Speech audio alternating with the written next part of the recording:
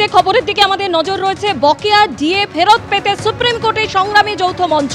সর্বোচ্চ আদালতে আদালত অবমাননার মামলা সংগ্রামী যৌথ মঞ্চের তরফে। এর আগে সুপ্রিম কোর্ট যে নির্দেশ দেয় বকেয়া ডিএর 100% দিতে হবে, 25% মেটাতে হবে এখনই, বাকি 75% বকেয়া ডিএ কবে কত ভাগে দিতে হবে 6ই মার্চের মধ্যে ঠিক করবে কমিটি। এবং এরপরেই সংগ্রামী যৌথ মঞ্চের তরফে চিঠিও দেওয়া হয় মুখ্য সচিব এবং অর্থ সচিবের কাছে। সংগ্রামী যৌথ মঞ্চের আহ্বায়ক ভাস্কর ঘোষ এই মুহূর্তে টেলিফোনে আমাদের সঙ্গে রয়েছেন। ভাস্করবাবু, সুপ্রিম কোর্টের নির্দেশের পরে আপনারা তো মুখ্য সচিব অর্থ সচিবের কাছে নোটিশও পাঠিয়েছিলেন, কিন্তু তারপরে আবার আপনারা আদালত অবমাননার মামলা করলেন। কি করলেন, সেই আবেদনে ঠিক কি বলেছেন আপনারা? আমরা বলেছি এটাই যে 25% দেওয়ার যে রায়টা হয়েছিল, যেখানে বলেছিল যে ইমিডিয়েটলি বকেয়া 25% মিটিয়ে দিতে হবে, সেই বিষয়ে কোনো রকম কোনো তৎপরতা বা প্রশাসনিক কার্যকলাপ আমরা দেখতে পাইনি। সুতরাং আদালতকে উইলফুলি এটাকে করা হয়েছে, অবমাননা করা হয়েছে। তাই আমরা কন্টেম্পটের জায়গাতে যাচ্ছি এবং সেই পিটিশন গ্রহণ করা হোক। ভাস্করবাবু, এর আগে তো আপনারা অর্থ সচিব এবং মুখ্য সচিবের কাছে নোটিশও দিয়েছিলেন, তাদের তরফ থেকে কি কোনো উত্তর পাননি? না, তাদের পক্ষ থেকে কোনো সদুত্তর পাওয়া যায়নি কিছু।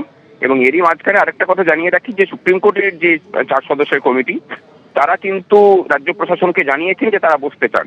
রাজ্য প্রশাসন কবে সেই সময় দেবে সেটা আমাদের জানা নেই, কিন্তু আমরা চাই যে তাদের সাথে বসার ব্যাপারটা তারা যেন রাজ্য সরকার যেন তাড়াতাড়ি ব্যবস্থা করেন। এই সমস্ত দিক থেকে ডেভেলপমেন্টগুলো চলছে আর কি, এক এক করে। বকেয়া ডিএ ফেরত পেতে সুপ্রিম কোর্টে সংগ্রামী যৌথ মঞ্চ, আদালত অবমাননার মামলা করা হলো সংগ্রামী যৌথ মঞ্চের তরফে। এর আগে আপনারা জানেন সুপ্রিম কোর্টের তরফে যে নির্দেশ দেওয়া হয়েছিল যে বকেয়া ডিএর 100%ই দিতে হবে, 25% মেটাতে হবে এখনই। আর এ বিষয়ে বকেয়া ডিএর জন্য মুখ্য সচিব ও অর্থ সচিবের কাছে নোটিশও পাঠায় সংগ্রামী যৌথ মঞ্চ। নোটিশে কাজ না হওয়ায় সুপ্রিম কোর্টের দ্বারস্থ হলো তারা।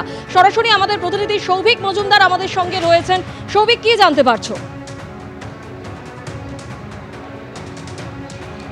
দেখো, সুপ্রিম কোর্টে এই আদালত অবমাননার মামলা দায়েরের যে প্রক্রিয়া ছিল সেটা সংগ্রামী যৌথ মঞ্চের তরফ থেকে আইনজীবীরা সম্পন্ন করেছেন।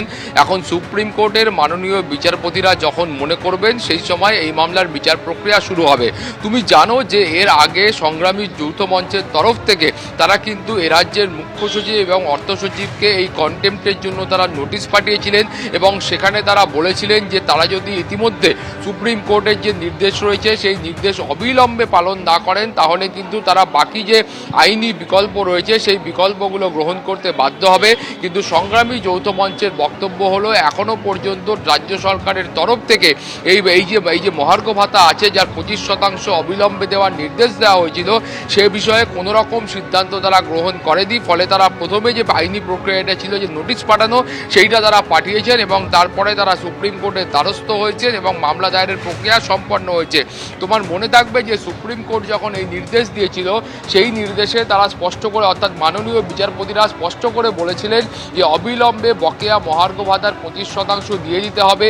এছাড়াও সুপ্রিম কোর্ট তরফ থেকে একটি বিশেষ কমিটি গঠন করা হয়েছিল এবং সেই কমিটি আগামী 6ই মার্চের মধ্যে ঠিক করবে যে এই যে বাকি যে 75% ডিএ রয়েছে সেই ডিএ কিভাবে এবং কোন পদ্ধতিতে দেওয়া হবে সেটা তারা ঠিক করবেন এবং 31শে মার্চের মধ্যে অর্থাৎ মার্চ মাসের মধ্যে কিন্তু যে বাকি যে মহার্ঘ ভাতা থাকবে তার প্রথম যে কিস্তিটা হবে সেই কিস্তিটা দিয়ে দিতে হবে। এখন এই যে সরকারি কর্মচারীদের সংগঠন রয়েছে তাদের বক্তব্য হলো যে এই গোটা যে নির্দেশ রয়েছে সুপ্রিম কোর্টের সে বিষয়ে এখনো পর্যন্ত সরকারের তরফ থেকে কোনো রকম ইতিবাচক সিদ্ধান্ত গ্রহণ করা হয়নি। ফলে এই আইনি বিকল্প বেছে নেওয়া ছাড়া অর্থাৎ আদালত অবমাননার যে মামলা রয়েছে সেটা দায়ের করা ছাড়া তাদের হাতে এই মুহূর্তে আর কোনো বিকল্প নেই। ফলে সেই কাজটি তারা করেছেন। ইতিমধ্যে এই মামলা দায়েরের প্রক্রিয়া সম্পন্ন হয়েছে। এখন সুপ্রিম কোর্টের তরফ থেকে কবে এই মামলার বিচার প্রক্রিয়া শুরু হয় সেদিকে আমাদের চোখ থাকবে। স্বর্ণালী।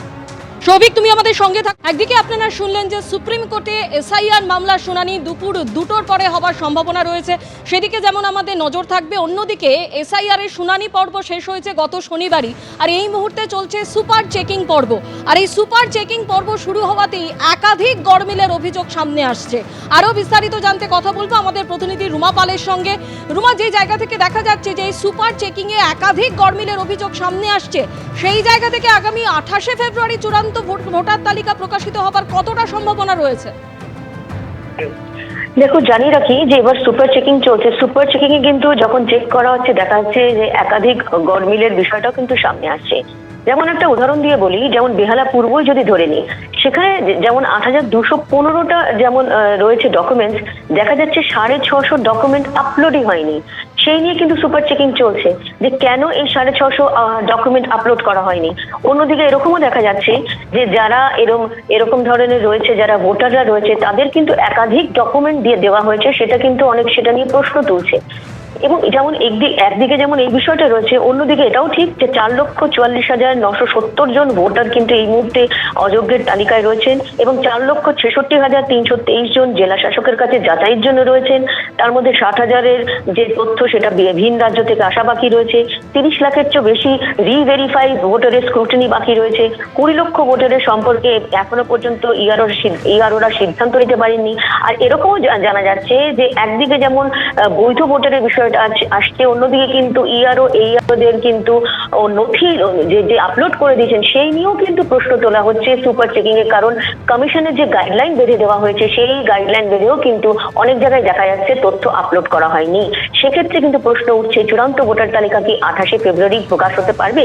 কারণ দুদিন বাকি রয়েছে স্ক্রুটিনি, তারপর আর অনেক এখনো স্ক্রুটিনি বাকি রয়েছে এবং পরপর সুপার চেকিং চলছে।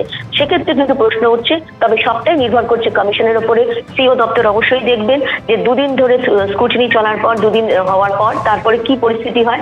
তারপরে যদি বাড়ানো সম্ভব হয় তাহলে ১ সপ্তাহ বাড়তে পারে, ২ সপ্তাহ বাড়তে পারে না, কারণ ভোটের কিন্তু নির্ঘণ্ট প্রকাশ পাবে। সেই কারণে ২৮শে ফেব্রুয়ারি একদম চূড়ান্ত ভোটার তালিকা প্রকাশ পাবে কিনা এটা নিয়ে এখন এই মুহূর্তে সন্দিহান রয়েছে। তবে সুপার চেকিং যেহেতু দুদিন চলবে, আরো কতটা এগোতে পারে কাজ, সেদিকে কিন্তু নজর রাখছে সিও দপ্তর। ধন্যবাদ রুমা। এবিপি আনন্দ, এগিয়ে থাকে, এগিয়ে রাখে।